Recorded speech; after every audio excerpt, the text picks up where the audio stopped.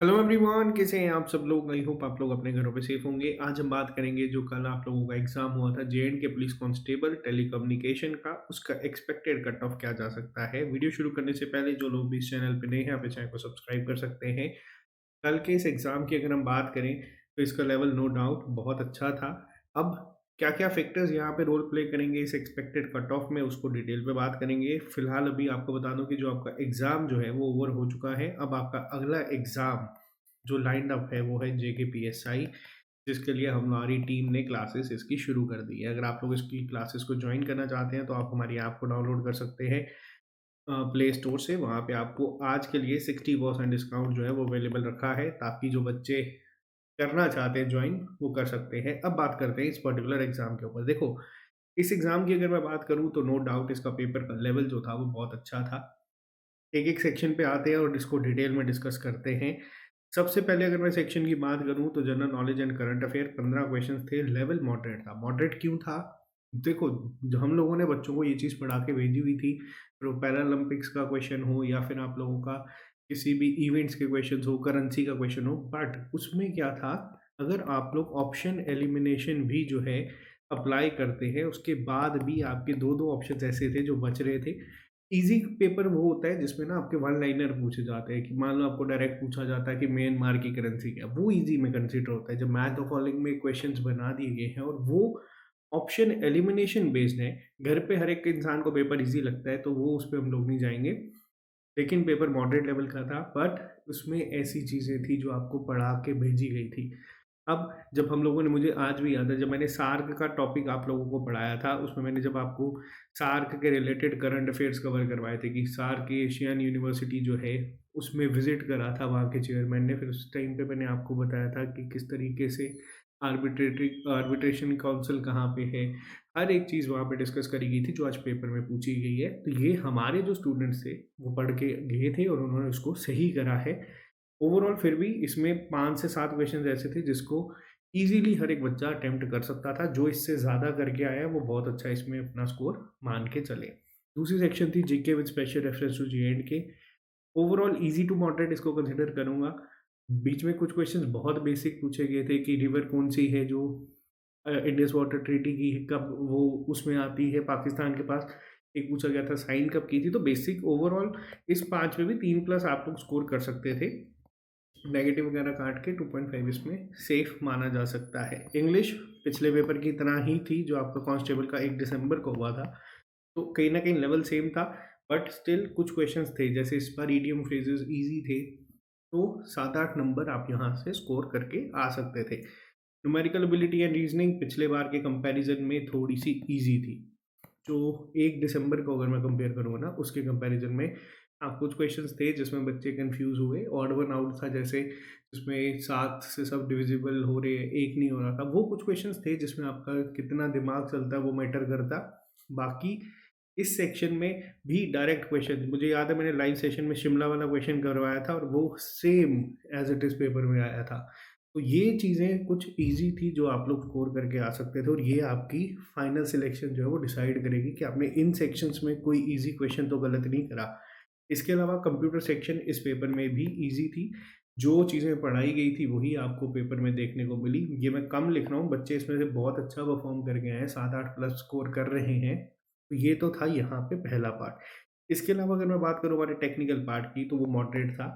अच्छे लेवल का क्वेश्चन थे, जो भी थे प्रीवियस ईयर जो जेईई में पूछे जाते हैं, वो क्वेश्चंस को यहाँ पे डाला गया था कांस्टेबल के लिए। तब भी 20-23 नंबर इसमें, क्योंकि जो बच्चा तो इस कंपोनेंट पे होल्ड बना के गया है, वो स्कोर करके आएगा। 20 से 23 तक में अगर आप इस सेक्शन में स्कोर कर रहे हैं, तो आपका एक बहुत बेहतरीन स्कोर है। एक्सपेक्टेड कट ऑफ, अब देखो यहाँ पे बात करते हैं वैकेंसीज़ की। तो देखो, वैकेंसीज़ इसमें लिमिटेड है।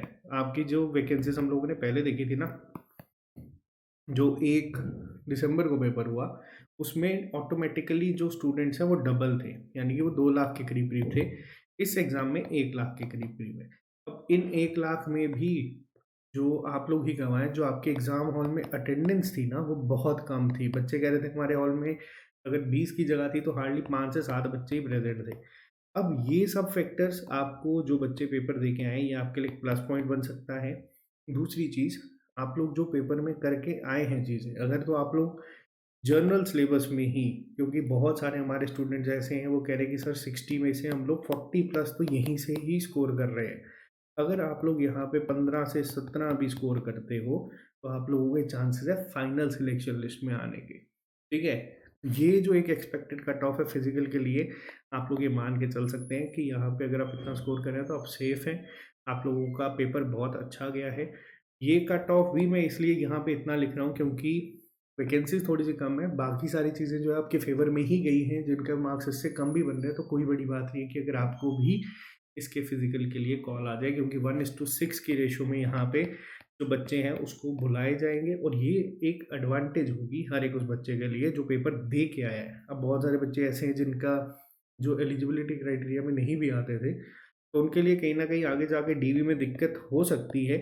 बट जिस बच्चे का पेपर इसमें अप्रॉक्सीमेट मान लो अगर आप 50 क्रॉस करके आए हो ना, तो बहुत अच्छा स्कोर है, क्योंकि इसमें बहुत सारे फैक्टर्स अलग हैं जो आपके 1 दिसंबर के एग्ज़ाम से यहाँ पे देखने को मिले हैं। ओवरऑल अच्छा पेपर था, बहुत अच्छा था। सबसे बड़ी चीज़, जो इन डेप्थ चीज़ें पढ़ाई गई थी वो पेपर में पूछी गई। फिर वो आपका पैरालंपिक्स का क्वेश्चन क्यों ना हो, मैंने आपको जो पढ़ाया था मुझे आज भी याद है, मैंने बच्चों को बोला था कि ओलंपिक्स से नहीं पूछ के पैरालंपिक्स के ऊपर पूछा जाएगा, तो इनके नाम याद रखना। बच्चे याद रख के गए और स्कोर करके आए।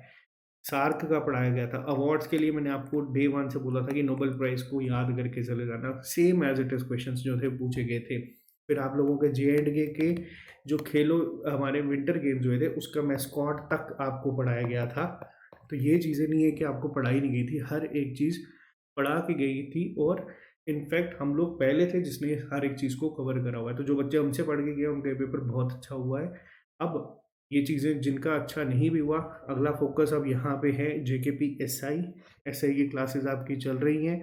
आप लोगों का मेन इस बार हम लोगों का फोकस है वीडियो लेक्चर्स के साथ जितने भी पीवाईक्यूज या जो जेके एसएसबी का लेटेस्ट ट्रेंड चल रहा है उसको फॉलो करते हुए हर एक चीज़ आप तक पहुँचाने का। तो ये आप लोग 60% डिस्काउंट कोड आज शाम तक यूज़ कर सकते हैं, ये हमारी ऐप पे मिल जाएगा। बाकी ऑल द वेरी बेस्ट। हाँ, कुछ बच्चों ने ये भी मैसेज करे थे कि कुछ क्वेश्चन रिप्रेजेंटेशन के लिए हैं। जो बच्चा भी हमें विद एविडेंस या अपने इस क्लेम को सपोर्ट करने के लिए जो भी प्रूफ दे रहा है वो हम लोग जाके जेकेएसएसबी के ऑफिस में दे आएंगे।